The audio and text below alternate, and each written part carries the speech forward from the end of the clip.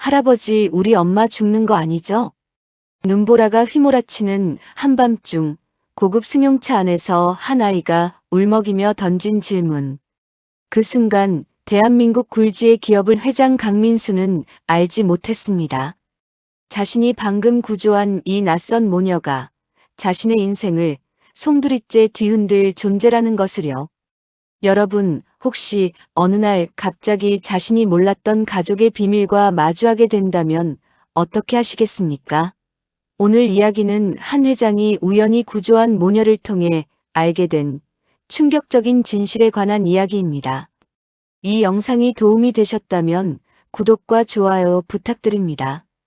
여러분의 작은 관심이 더 좋은 콘텐츠를 만드는 힘이 됩니다. 그럼 지금부터 시작하겠습니다. 2024년 12월 서울 강남.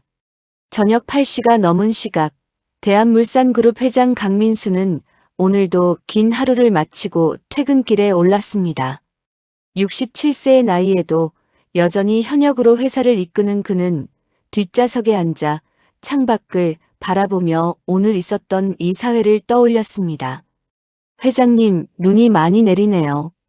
조심히 가겠습니다. 30년 넘게 자신을 모셔온 운전기사 박 기사의 말에 강 회장은 고개만 끄덕였습니다.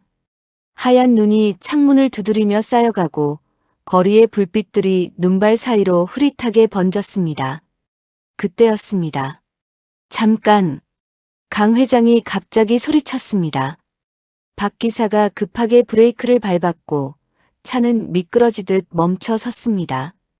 회장님, 무슨 일이십니까? 저기 저 길가에 사람이 쓰러져 있어. 눈 쌓인 인도 위, 어두운 가로등 아래 희미하게 보이는 두 개의 그림자. 한 여자가 눈 위에 쓰러져 있었고 그 옆에서 작은 아이가 필사적으로 여자를 흔들고 있었습니다. 지나가십시다, 회장님. 요즘 세상에 함부로 나섰다가는. 박 기사의 만류에도 불구하고 강 회장은 무언가에 이끌리듯 차 문을 열었습니다. 찬바람과 함께 눈발이 얼굴을 때렸지만 그는 망설이지 않고 쓰러진 모녀에게 다가갔습니다. 아가씨, 정신 차리세요. 여자는 30대 초반으로 보였습니다. 너덜너덜한 외투에 얼굴은 창백했고 입술은 파랗게 질려 있었습니다. 그 옆에서 울고 있는 아이는 겨우 6살쯤 되어 보였습니다. 할아버지, 우리 엄마가 깨어나지 않아요. 도와주세요. 아이의 눈물 섞인 목소리에 강 회장의 가슴이 철렁 내려앉았습니다. 그는 재빨리 박 기사에게 지시했습니다. 빨리 차에 태워. 제일 가까운 종합병원으로.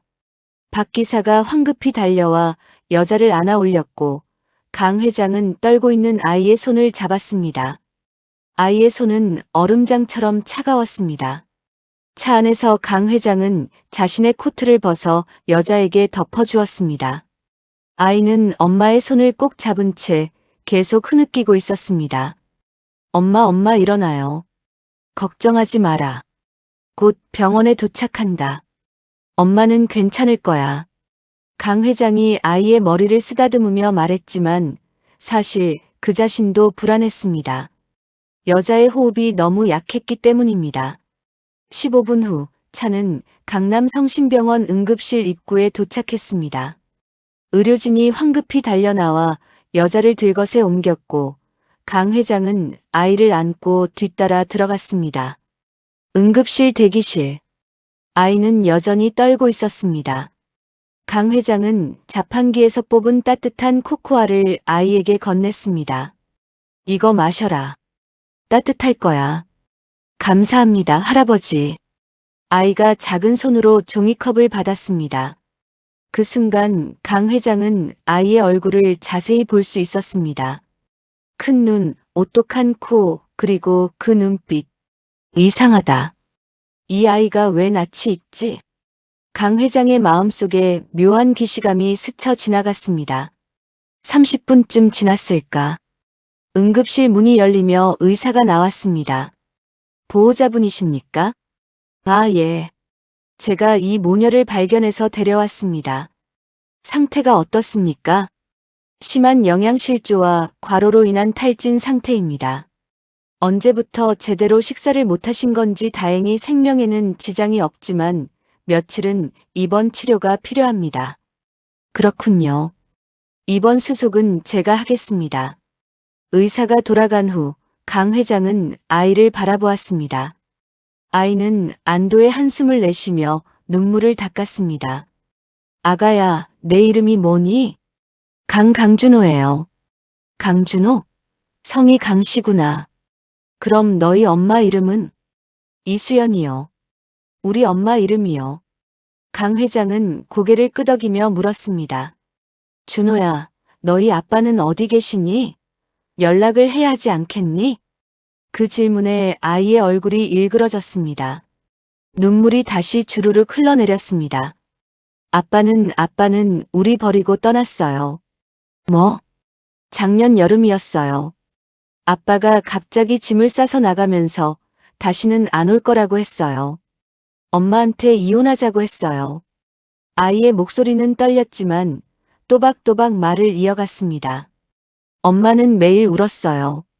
아빠가 왜 그러는지 모르겠다고 우리가 뭘 잘못했냐고 그러면서도 계속 아빠한테 전화했지만 아빠는 전화를 안 받았어요. 강 회장의 얼굴이 굳어졌습니다.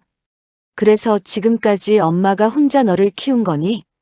내 엄마는 식당에서 일하고 청소도 하고 밤에는 편의점에서도 일했어요. 하루에 거의 안 주무셨어요. 그런데 지난주부터 자꾸 쓰러지셨어요. 아이는 더 이상 말을 잇지 못하고 흐느꼈습니다. 강 회장은 아이를 꼭 안아주었습니다. 이제 괜찮다. 엄마는 이제 괜찮을 거야. 아이를 진정시킨 후 강 회장은 조심스럽게 물었습니다. 준호야, 마지막으로 하나만 더 물어볼게. 너희 아빠 이름이 뭐니?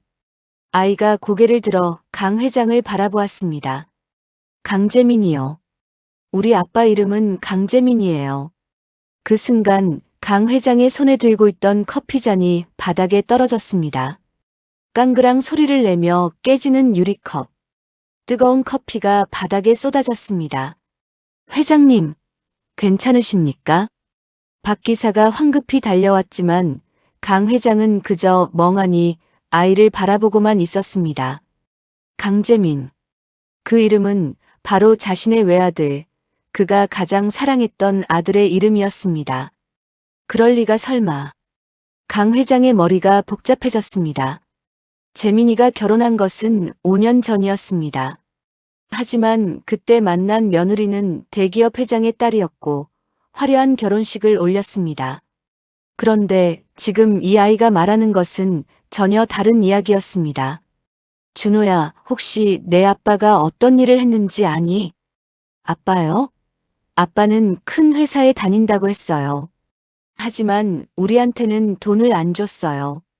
엄마가 계속 전화했지만 큰 회사. 강 회장은 재빨리 휴대폰을 꺼내 아들 재민의 번호로 전화를 걸었습니다. 하지만 전화는 받지 않았습니다. 다시 걸었습니다. 여전히 받지 않았습니다. 재민아, 도대체 무슨 짓을 한 거니? 강 회장의 가슴 속에서 불길한 예감이 피어올랐습니다. 그는 박 기사를 불렀습니다.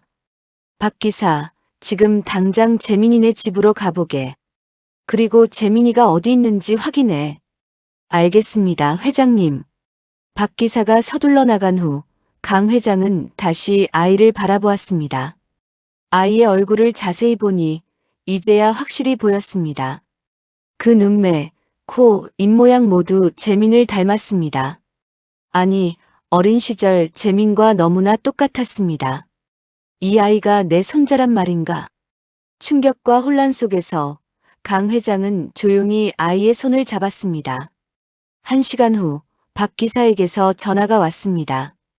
회장님, 큰일입니다. 재민 도련님이 일주일 전에 부인과 함께 미국으로 출국하셨습니다. 장기 체류 비자로요. 뭐? 미국으로? 예. 그리고 재민 도련님 댁 집사에게 들었는데 5년 전쯤 재민 도련님께서 다른 여자와 사실혼 관계였다는 소문이 있었다고 합니다. 회장님께서 결혼을 강요하시자 그 여자를 버리고 재벌 집안 교수와 결혼하셨다고. 전화를 끄는 강 회장의 손이 부들부들 떨렸습니다. 분노와 배신감 그리고 무엇보다 죄책감이 밀려왔습니다. 내가 이런 일을 만든 건가? 이튿날 아침 이수연이 깨어났습니다. 준호야 준호. 가장 먼저 아들을 찾는 어머니. 강 회장은 조용히 병실 문을 열고 들어갔습니다. 정신이 드셨습니까? 수연은 낯선 노인을 보고 깜짝 놀랐습니다. 그리고 재빨리 주위를 둘러보다가 침대 옆 의자에서 자고 있는 준호를 발견하고는 안도의 한숨을 내쉬었습니다. 제가 여기가 어디죠? 그리고 선생님은 강민수라고 합니다. 어젯밤 눈길에 쓰러져 계신 당신과 아드님을 발견해서 병원으로 모셨습니다. 아, 감사합니다. 정말 죄송합니다. 수연의 눈에 눈물이 고였습니다. 그녀는 자신이 얼마나 비참한 모습으로 구조되었는지 너무나 잘 알고 있었습니다. 괜찮습니다. 의사 선생님 말로는 며칠만 푹 쉬시면 된다고 하니 걱정 마십시오. 입원비는 제가 나중에라도 꼭 갚겠습니다. 그런 걱정은 하지 마십시오. 제가 처리하겠습니다. 강 회장은 잠시 망설이다가 조심스럽게 물었습니다. 이수연 씨, 실례지만 준호 아버지 이야기를 좀 해도 될까요? 수연의 얼굴이 굳어졌습니다. 그녀는 이불을 꼭 쥐며 고개를 떨궜습니다. 준호가 말했나 보네요. 예. 아이가 어젯밤 많이 힘들어했습니다. 수연이 긴 한숨을 내쉬었습니다. 제가 정말 바보였어요. 5년 전 저는 작은 카페에서 일하고 있었어요. 그때 한 남자가 매일 카페에 와서 저를 보고는 사랑한다고 했죠. 강재민이라는 사람 말입니까? 수연이 고개를 들어 강 회장을 바라보았습니다. 어떻게 그 사람 이름을 아세요? 계속 말씀해 보십시오. 재민 씨는 정말 다정한 사람이었어요. 매일 저를 찾아오고 꽃을 선물하고 결혼하자고 했어요. 저는 너무 행복했어요. 수연의 목소리가 떨렸습니다. 그렇게 우리는 결혼을 약속하고 함께 살기 시작했어요. 혼인신고는 나중에 하자고 했어요. 그리고 준호가 태어났죠. 그런데 준호가 돌이 지나자 재민 씨가 갑자기 달라졌어요. 집에 안 들어오는 날이 많아지고 전화도 안 받고 그러다 작년 여름 갑자기 나타나더니 이혼하자고 했어요. 수연의 눈에서 눈물이 흘러내렸습니다. 제가 울면서 물었어요. 왜 그러냐고, 우리가 뭘 잘못했냐고. 그랬더니 재민 씨가 그냥 처음부터 실수였다고 했어요. 자기는 다른 사람과 결혼해야 한다고. 다른 사람과. 내 자기 아버지가 정해준 사람과 결혼해야 한다고 했어요. 그게 자기 인생을 위한 거라고. 강 회장의 주먹이 불끈 쥐어졌습니다. 그리고는 혼인신고도 안 되어 있으니 법적으로 부부가 아니라고, 준호도 인지하지 않을 거라고 했어요. 그리고 떠났어요. 전화도 바꾸고 이사도 가버렸어요. 그래서 혼자 아이를 키워온 겁니까? 네, 저는 준호라도 제대로 키우고 싶었어요. 하지만 제 능력이 부족했나 봐요. 결국 이렇게. 수연은 더 이상 말하지 못하고 울음을 터뜨렸습니다. 강 회장은 깊은 숨을 들이마셨습니다. 그리고 천천히 입을 열었습니다. 이수연 씨, 제가 할 말이 있습니다. 네. 저는 강재민의 아버지입니다. 순간 병실 안이 정적에 휩싸였습니다. 수연은 믿을 수 없다는 표정으로 강 회장을 바라보았습니다. 입술이 떨렸지만 말이 나오지 않았습니다. 5년 전 저는 재민에게 결혼을 강요했습니다. 사업상 필요한 혼인이었죠. 재민이 반대했지만 저는 강하게 밀어붙였습니다. 강 회장의 목소리에 깊은 후회가 담겨 있었습니다. 하지만 저는 몰랐습니다. 재민에게 이미 당신 같은 사람이 있었다는 것을, 그리고 아이까지 있었다는 것을, 그 사실을 어제 준호를 통해 알게 되었습니다. 그럼 지금, 예, 준호는 제 손자입니다. 그리고 당신은 제가 파탄낸 며느리입니다. 수연의 얼굴에서 핏기가 싹 가셨습니다. 아니에요. 이건 제 탓이에요. 제가 준호를 제대로 키우지 못한 거예요. 아닙니다. 강 회장의 단호한 목소리가 병실에 울렸습니다. 잘못한 사람은 바로 저입니다. 제가 아들을 제대로 키우지 못했고, 제가 아들에게 그릇된 길을 강요했습니다. 그 결과가 바로 당신과 준호가 겪은 고통입니다. 강 회장은 깊게 고개를 숙였습니다. 진심으로 사죄드립니다. 그날부터 강 회장의 삶이 완전히 바뀌었습니다. 그는 수연과 준호를 위한 집을 마련했습니다. 강남의 깨끗한 아파트에 필요한 가구와 생활용품을 모두 갖춰주었습니다. 하지만 수연은 계속 거절했습니다. 회장님, 이건 너무 과합니다. 저희는 이렇게까지. 이수연 씨, 이건 제 의무입니다. 준호는 강가의 적손입니다. 당연히 누려야 할 대우를 하는 것뿐입니다. 하지만 저는 혼인신고도 안 된. 그게 무슨 상관입니까? 준호는 제 손자입니다. DNA 검사를 해도 좋고 법적 절차를 밟아도 좋습니다. 어떻게든 준호를 강가의 정식 후계자로 만들겠습니다. 강 회장의 단호한 의지에 수연은 더 이상 반대할 수 없었습니다. 하지만 진짜 문제는 따로 있었습니다. 2달 후 미국에 있던 재민이 급히 귀국했습니다. 강 회장이 변호사를 통해 재민을 호출한 것입니다. 강민수 회장 집무실. 재민은 아버지 앞에 섰습니다. 그의 얼굴은 창백했고 식은땀이 흐르고 있었습니다. 아버지 제가. 닥쳐라. 강 회장의 차가운 목소리에 재민은 입을 다물었습니다. 내가 5년 전 한 여자와 동거하며 아이까지 낳았다는 사실.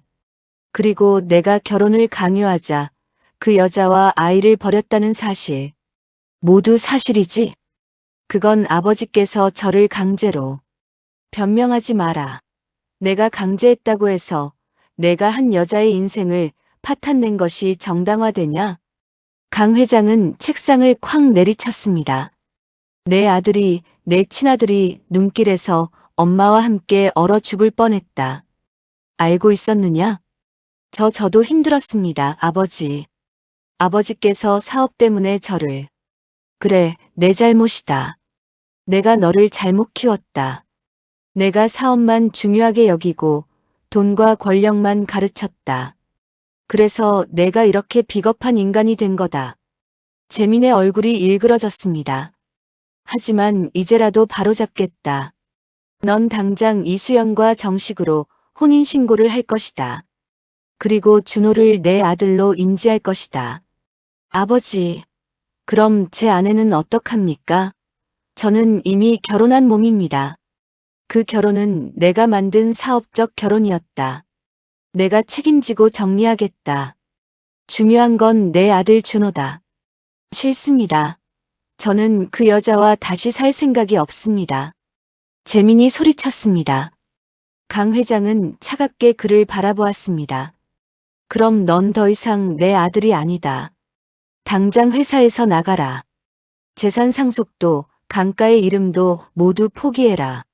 아버지, 내가 선택해라. 책임을 지고 인간이 되든지 아니면 모든 것을 잃고 떠나든지. 재민은 떨리는 손으로 머리를 감쌌습니다. 한동안 침묵이 흘렀습니다. 저는 선택할 수 없습니다.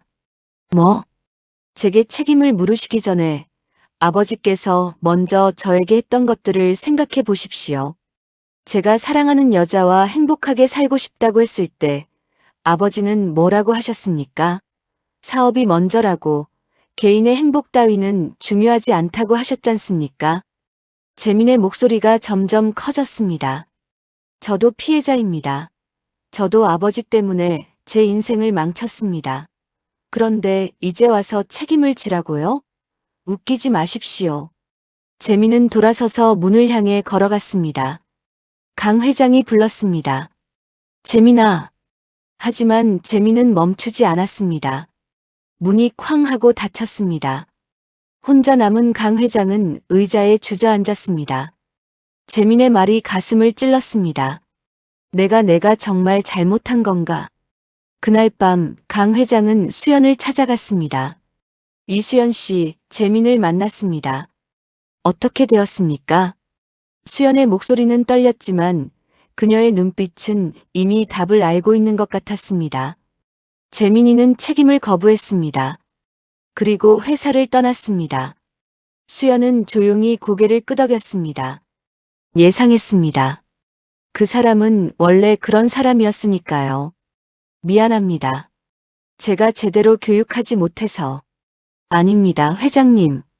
이제 그만하셔도 됩니다. 수연이 강 회장을 바라보았습니다. 회장님께서 저희에게 해주신 것만으로도 충분합니다. 집도 마련해 주시고, 준호 교육도 신경 써 주시고, 이제 저희는 저희 힘으로 살아가겠습니다. 하지만, 준호는 회장님의 손자가 맞습니다. 그리고 저는 회장님께 감사합니다. 하지만 강재민과는 다시 시작하고 싶지 않습니다. 그냥 이대로가 좋습니다. 수연의 눈에 평온함이 깃들어 있었습니다. 강 회장은 그 모습을 보며 이 여자가 얼마나 강한 사람인지 깨달았습니다. 1년이 흘렀습니다. 강 회장은 준호의 진짜 할아버지가 되어 있었습니다.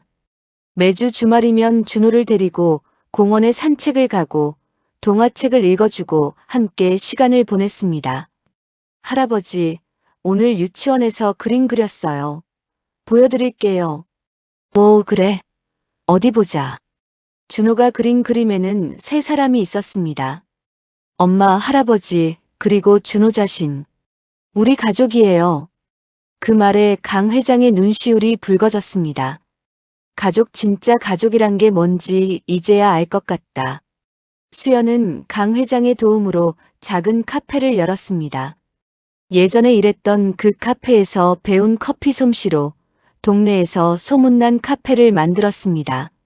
이수연 씨, 장사가 잘 되는군요. 어느 날 카페를 방문한 강 회장이 말했습니다. 회장님 덕분입니다.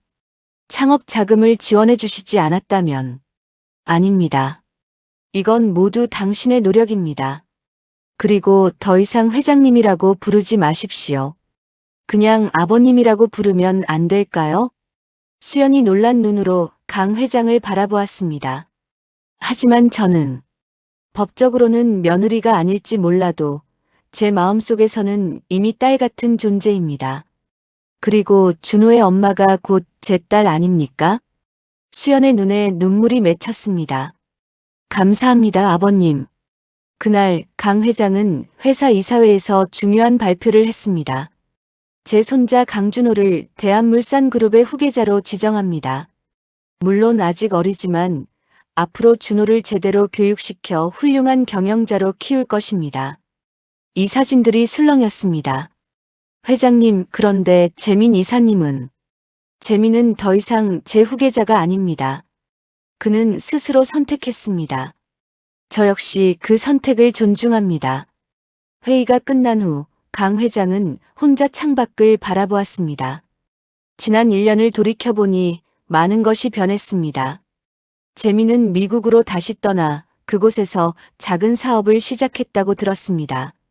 연락은 끊긴 상태였지만 가끔 소식은 전해졌습니다. 재민아, 너는 내 길을 가거라.